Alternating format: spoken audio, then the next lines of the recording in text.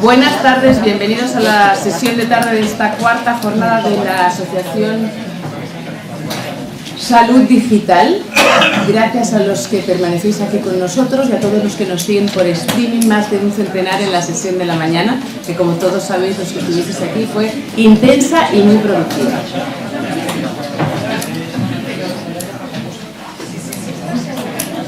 Igual que lo va a ser la sesión de tarde que comienza ya con Baltasar Lobato Beleiro. Él nos va a hablar de cómo la inteligencia artificial es una parte fundamental de la solución en salud. Baltasar es socio de Healthcare and Life Science en Ernst & Young, licenciado en Medicina y Cirugía, especialista en Medicina Familiar y Comunitaria, máster en Gestión Sanitaria por la Escuela Andaluza de Salud Pública y fue durante 20 años consultor y es en el sector salud. Bienvenido. Muy bien, gracias.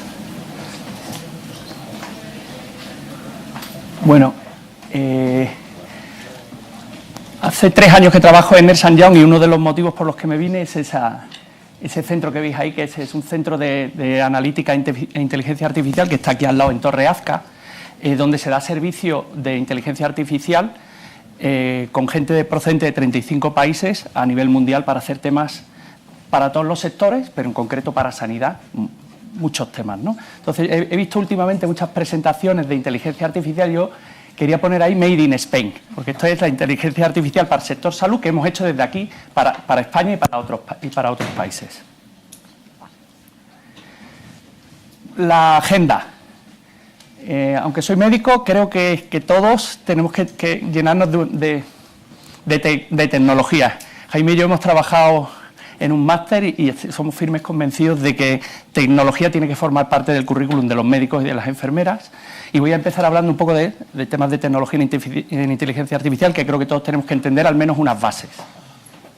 Y luego iré dando ejemplos de cada una de las líneas. Me voy a centrar sobre todo en la parte dentro de inteligencia artificial, en lo que nosotros consideramos analítica avanzada, que tiene que ver con el machine learning, daré algunos ejemplos, con el razonamiento, con el procesamiento del lenguaje natural y terminaré hablando un poco de robots. Como digo, son todos casos prácticos en distintos niveles de madurez, la mayoría de ellos ya funcionando y dando servicio y otros a punto de salir del horno. Hablaré algo también de computer vision, pero en el marco del machine learning.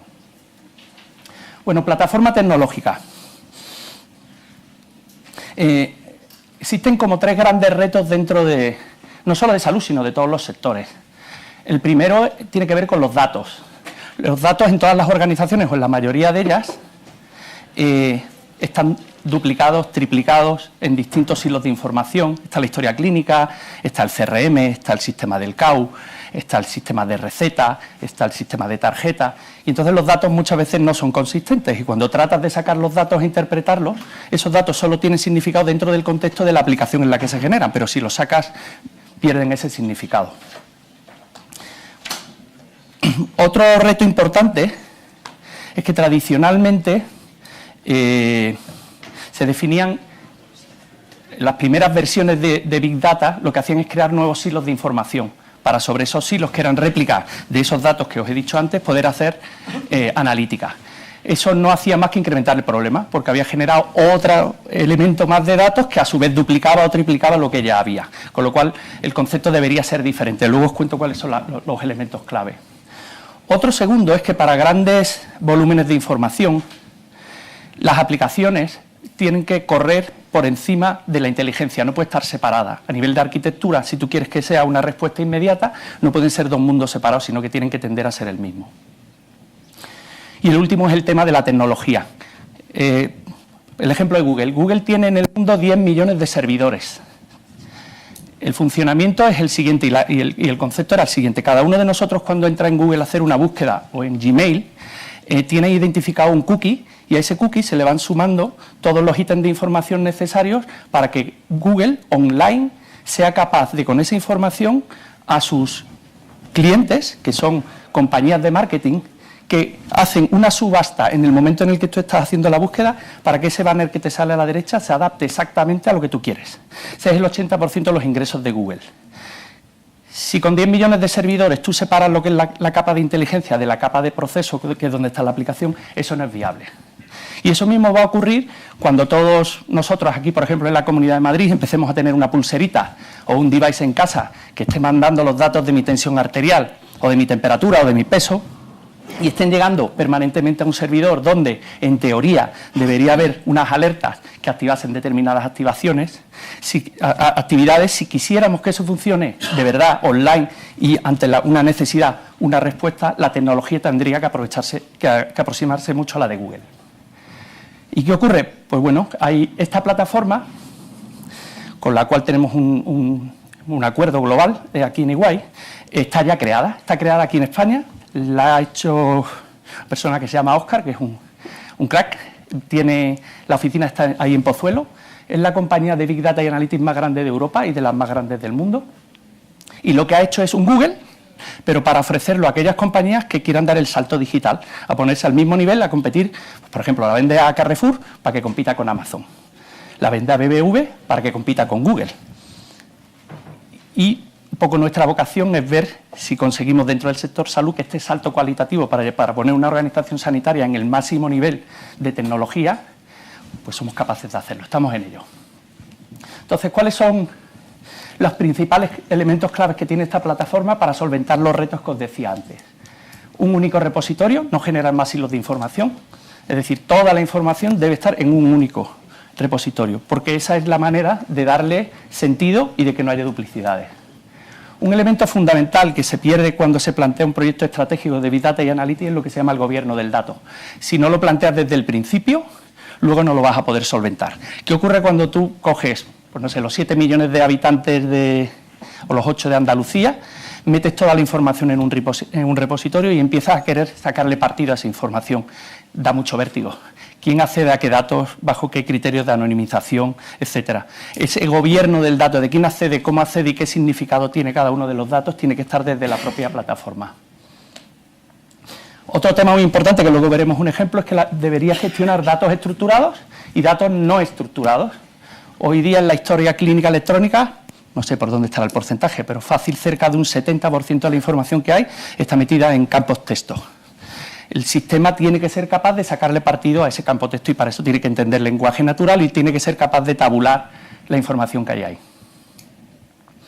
Lo que os comentaba, el desarrollo de las aplicaciones tiene que estar embebida dentro de la propia inteligencia artificial. Estamos trabajando en un desarrollo de un GIS en el cual la gestión de citas, como sabéis, normalmente en un GIS las citas son una primera visita en dermatología dura 10 minutos y una segunda dura 8 minutos y siempre es igual. Este sistema lo que hace es que a la hora de una persona de admisión que va a dar una cita, analiza, igual que Google, online el perfil de la persona que está pidiendo la cita y le dice si esa persona a lo mejor suele faltar, si suman 3 que faltan genera un overbooking. También analiza cuál es el histórico de esa persona en la consulta de dermatología y a lo mejor es muy amigo del médico y en vez de tardar 12 tarda 15, pues eso lo tiene en cuenta. Es decir, es capaz de sacar en el momento que se hace una transacción la inteligencia del dato para generar el acto más adecuado en base a ese dato y a una lógica. Y eso, como decía, no se puede desarrollar si tú tienes las aplicaciones por un lado y la inteligencia por otro. Ha de ser capaz de gestionar el real time y el offline. El real time es precisamente esto que os digo. El offline es más, dijéramos, ya se venía haciendo desde hace años y es el tradicional Big Data Analytics, en el cual tú tienes un problema de negocio, sacas los datos, analizas, lo pones delante del científico del dato y del funcional y sacas una respuesta. Pero también, sobre todo, el real time, que es el más complejo. Otro tema muy importante, el tema de open source.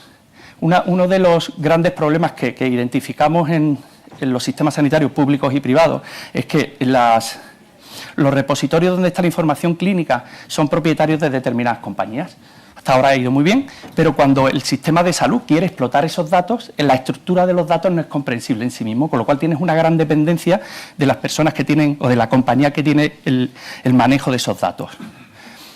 Con esta plataforma se permite definir una serie de estándares y dar al propio cliente la capacidad de gestionar su propia plataforma. Y siempre, en cualquier momento, puede cambiar de proveedor, puesto que está basado muy en estándares, o bien puede asumirlas por ellos mismos. Un tema todavía más tecnológico, el tema del PaaS. ¿Qué significa esto?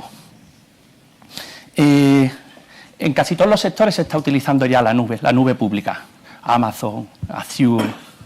Y sin embargo, todavía en el sector público sanitario, yo todavía no conozco ninguno que esté utilizando una nube pública para meter los datos de los pacientes. Eso va a llegar. Entonces, esta plataforma lo que permite es que se instale en una nube privada, es decir, sigue estando dentro del CPD y de la red del sector del sistema sanitario, pero sin necesidad de una migración compleja. Cuando llegue ese momento de madurez, se podrá saltar a una nube pública. Con lo cual, tienen la libertad de manera muy sencilla de utilizar una arquitectura tecnológica o la siguiente sin necesidad de hacer un gran cambio. Y después la más buena de todas es que han conseguido hacer que la ciencia de datos, no al nivel máximo, pero sí a un nivel medio alto, la ponen a disposición con herramientas visuales de los médicos y enfermeras para que generen ellos sus propios algoritmos y para que, una vez generados, sean capaces de impactar en el negocio, tal y como hemos dicho antes, dentro de los procesos de negocio.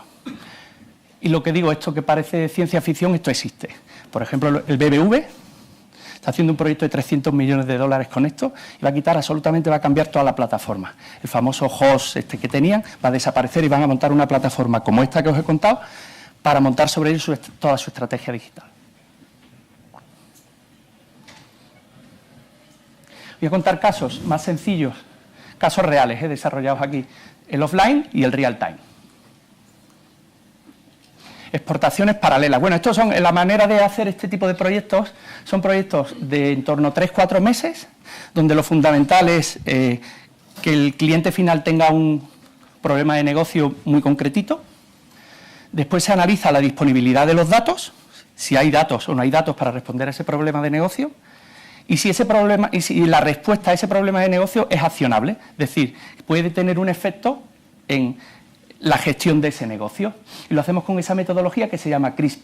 Tiene un punto interesante, que es este que está aquí, que es que si en un momento dado del ciclo, al principio, se identifica que el problema con los datos que hay no es resoluble, el proyecto se corta y o se replantea o se suspende.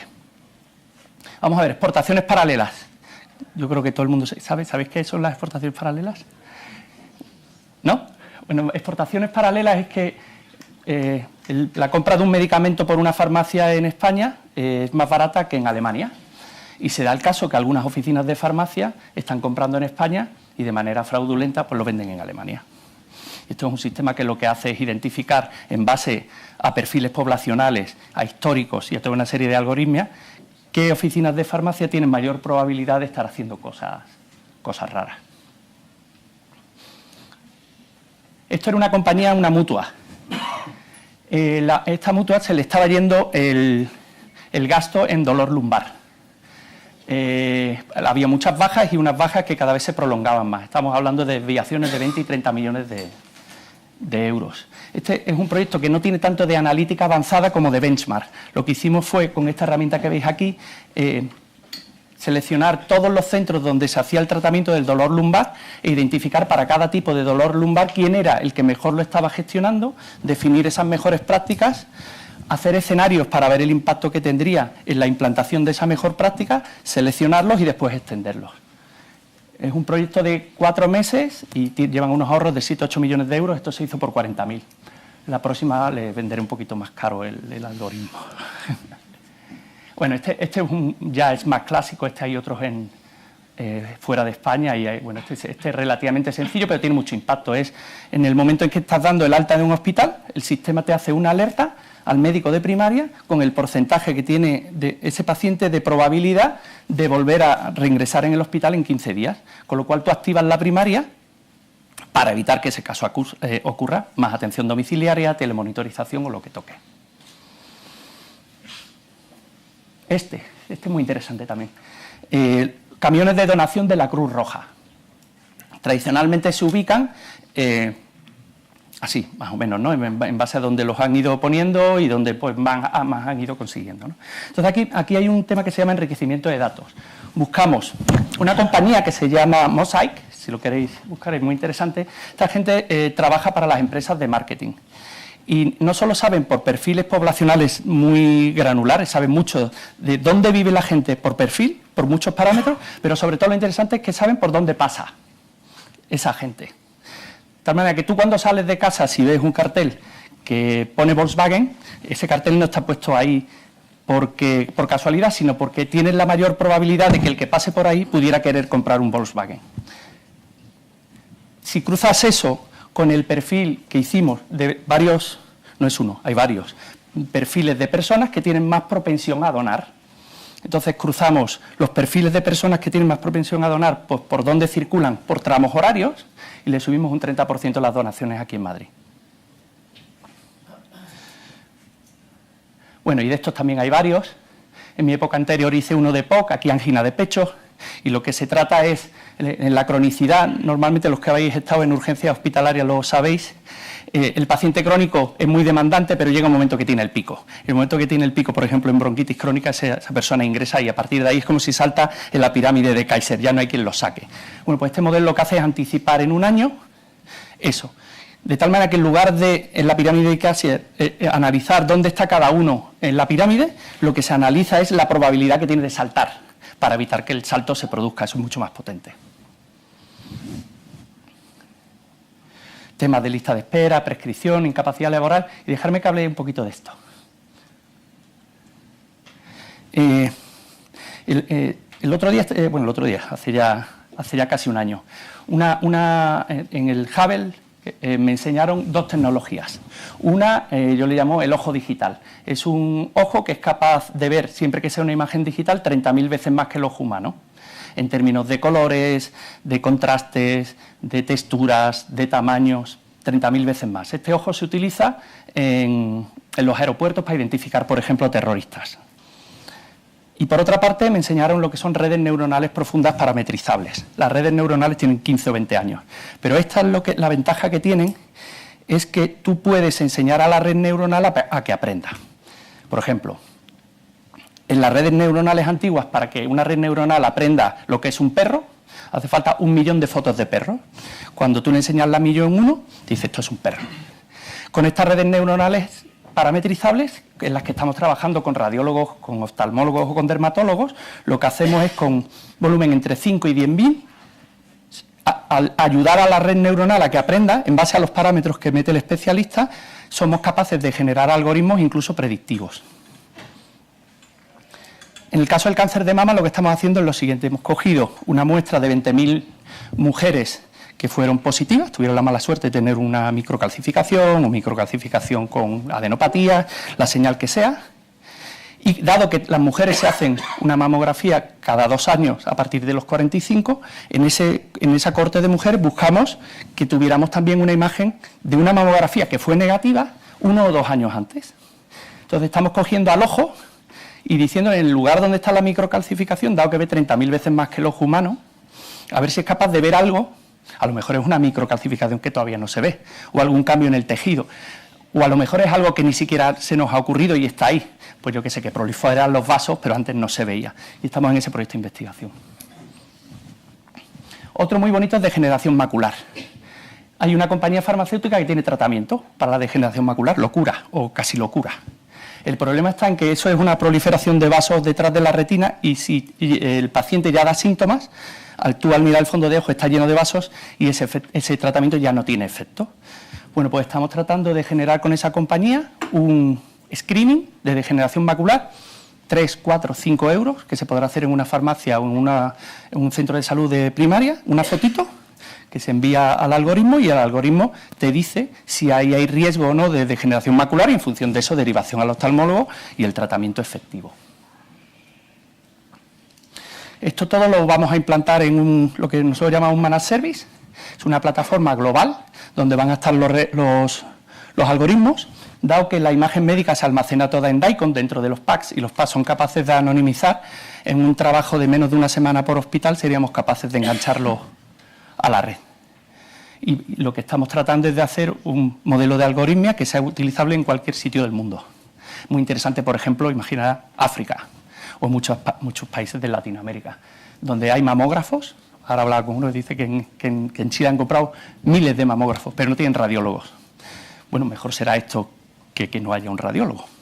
Y en África, pues, 3/4 de lo mismo. Y en Europa, pues bien podría a lo mejor evitar, sabéis que normalmente la radiografía de mama la ven 2 radiólogos.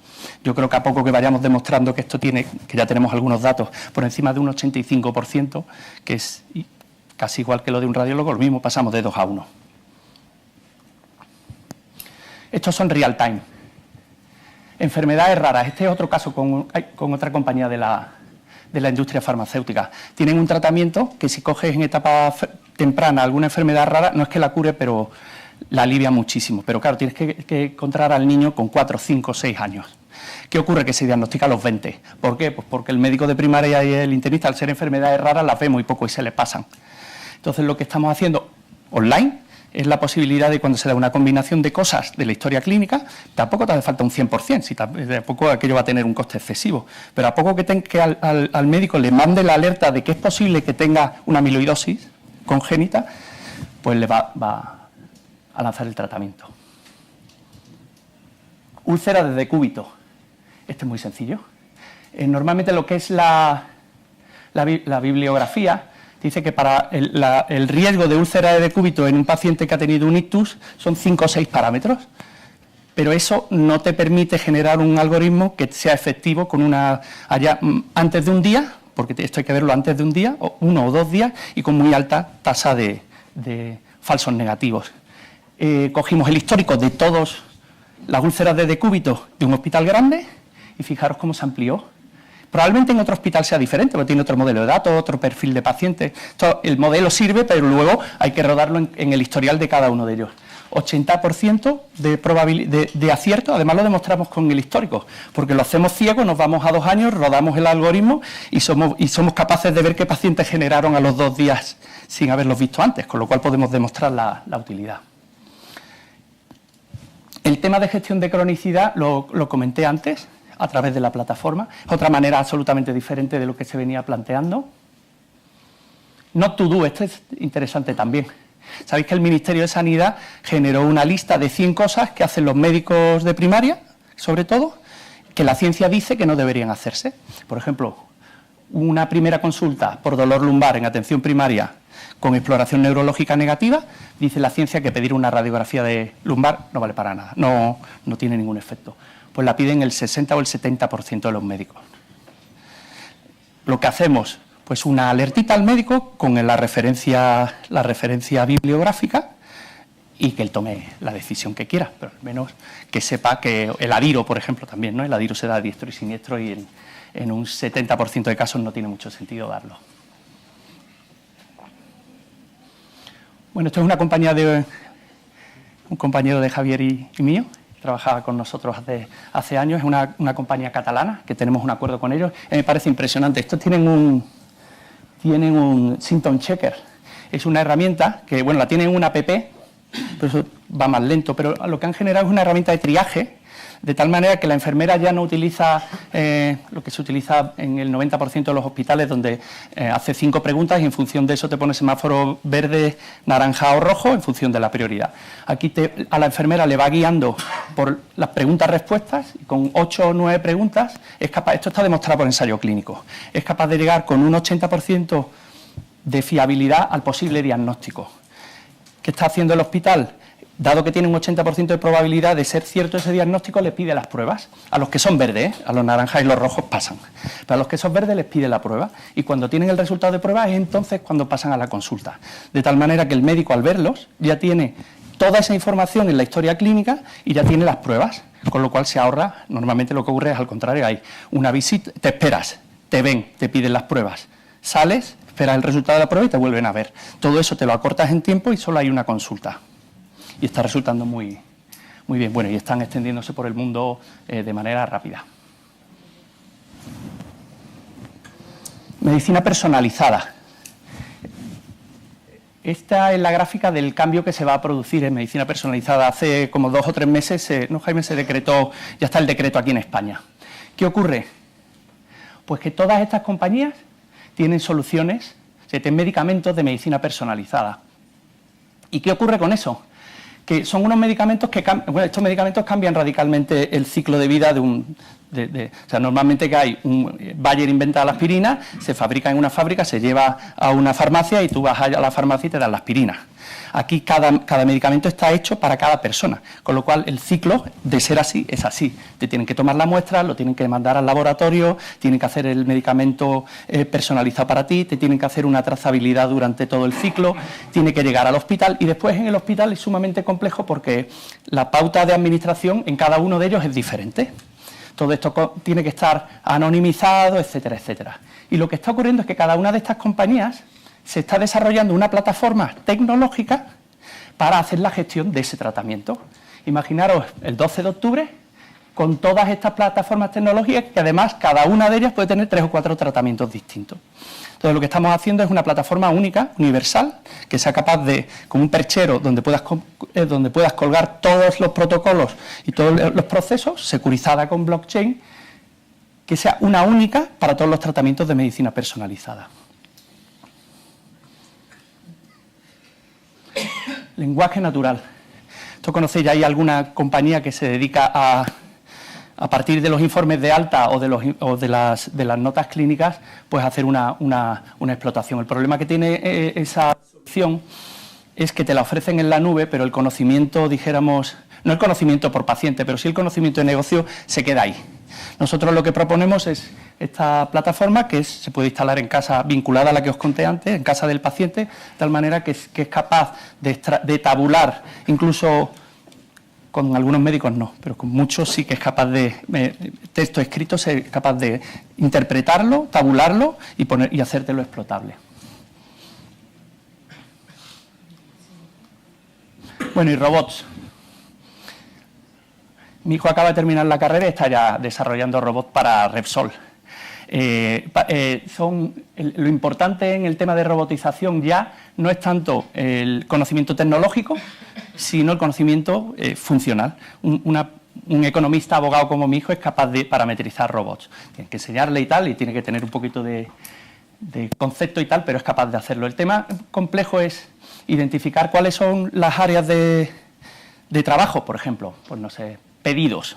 ¿Qué cosas de ese proceso son muy repetitivas, que no requieren elaboración, dijéramos, intelectual y que requieran mucha navegación por distintas aplicaciones, búsquedas y este tipo de cosas?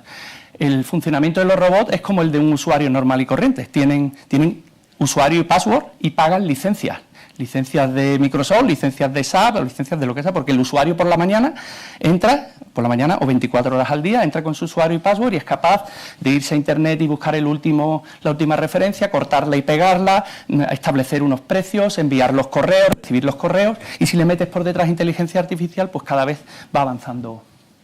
Tenemos ya un proyecto en marcha en un hospital en Portugal donde tú ves 5 admisioneros de segunda visita, que es la compleja, segunda o tercera visita en hospital en consultas externas, y tú ves 2 PCs que no tienen a nadie sentado detrás y otros 3 que sí. Si te pones, estás viendo que el robot está dando citas. A la misma, bueno, un poco más de velocidad que un humano, no mucho más, porque la transacción es la transacción, pero 24/7.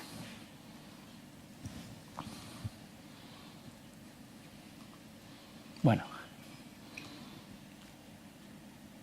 Me quedo aquí. Hay 2 o 3 minutos de preguntas, por si alguien quiere que hablemos de algo o que comente alguna cosa. Jaime. Bueno, esto está muy chulo, pero me he venido de la oficina, iba a presentarlo aquí y no me funciona el ordenador, o sea que no soy capaz de arrancarlo. Pero bueno, esa paradoja se da en nuestro sector. Podemos estar hablando de esto, pero te puedes encontrar hospitales pues, donde todavía llevan el consentimiento informado en un papelito. En cada sitio el consentimiento informado es de un modelo y se acaban perdiendo y le cuesta al hospital 200.000 euros, ¿no? Ahí, Sí, se la llevo.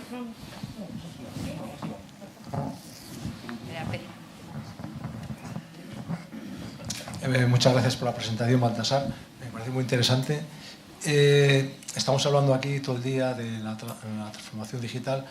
¿Estos proyectos son proyectos piloto? ¿Cómo lo ves? ¿Cómo ves la percepción, digamos, la implantación real, masiva, un poco en el sistema sanitario nacional, etcétera, etcétera, en el sentido de que tenemos que ir avanzando, no tenemos que hacer solo publicaciones que queda muy bonita. O sea, yo aprecio y abierto, digamos, toda esa innovación, pero cómo tanto el sector público como el privado están recibiendo y, digamos, y apreciando estas innovaciones que vosotros desde las consultoras, etcétera, estáis haciendo.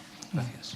Bueno, en los 3 años que llevo en EY, estos 2 primeros he sufrido muchísimo, porque no quería dedicarme a esto y no veía la luz, y ahora ya sí la veo. No sé si habéis visto el SES, el Servicio Extremeño de Salud, ya ha comprado una plataforma. Red.es acaba de publicar un concurso para el Servicio Andaluz de Salud. Castilla-La Mancha, Canarias y posiblemente Valencia, con fondos europeos, van a hacer una plataforma. Y después a nivel de privado, Sanitas, como en estos temas, está muy avanzado, tiene la plataforma.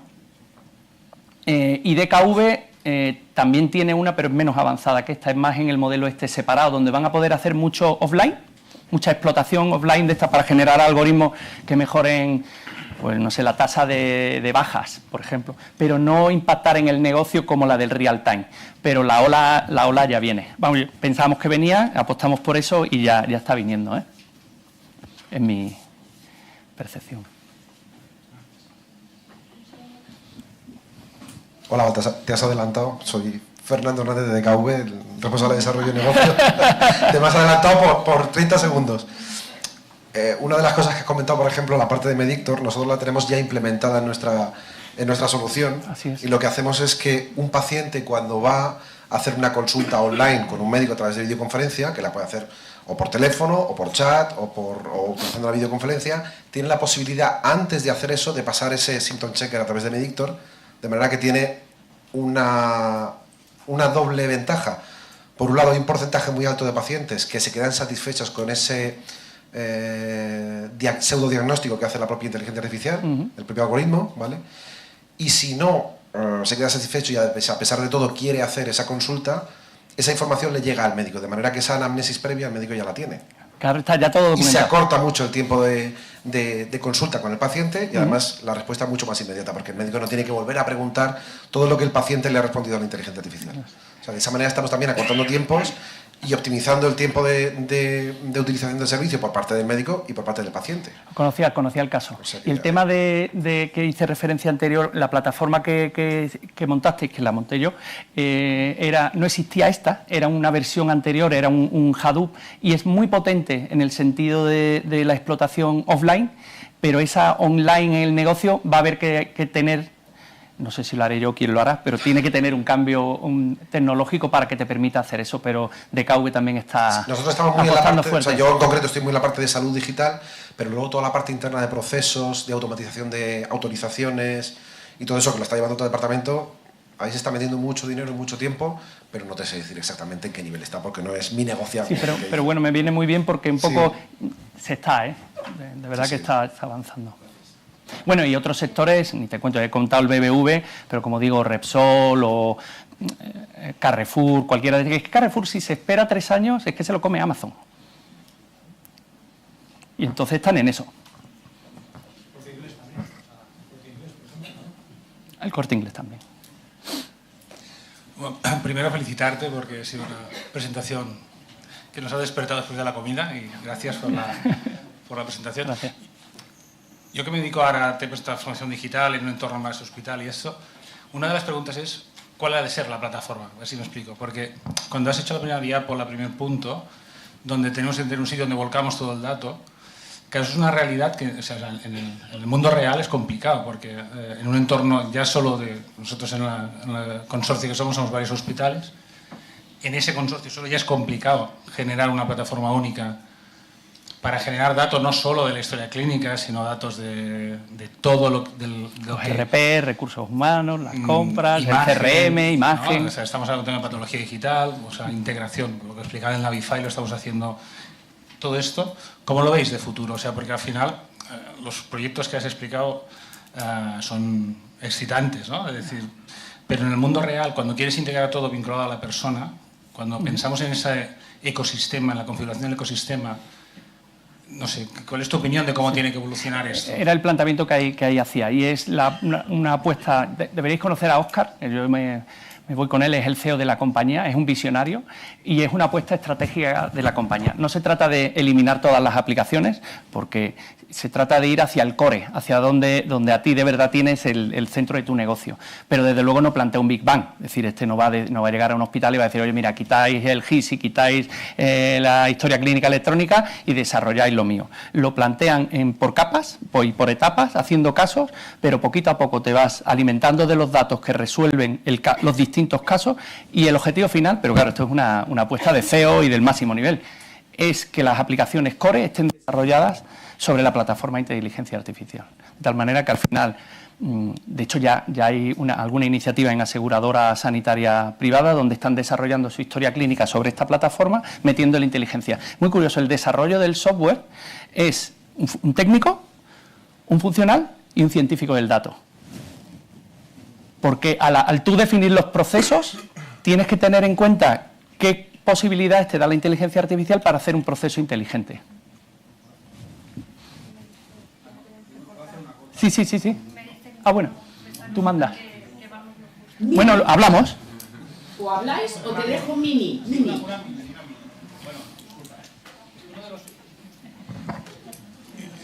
Perdón, yo soy médico de formación, y de formación. Pero, de formación, como yo. Y médico de familia, además. Acabo rápido. Uno de los problemas que nos encontramos, y después lo hablamos en el café, es la validación con los clínicos de estas herramientas. Que, como nos han machacado mucho con la evidencia, digamos que estas herramientas cuesta a veces generar confianza en el resultado. Y después en el café quizás lo... Sí. ¿Has visto? El día que te haga la presentación de la plataforma lo verás. Verás que hay herramientas para que ellos se lo hagan. Que son muy diferentes a que te hagan un algoritmo y que luego tú lo pruebes. No, lo haces tú. Con herramientas que te ayudan a tú generar el algoritmo en base a los datos. Por detrás llevan los diccionarios, etcétera. Pero a un nivel medio-alto serías tú capaz de desarrollar algoritmos y meterlos en la aplicación. Ya lo veremos. Muchas gracias. Gracias.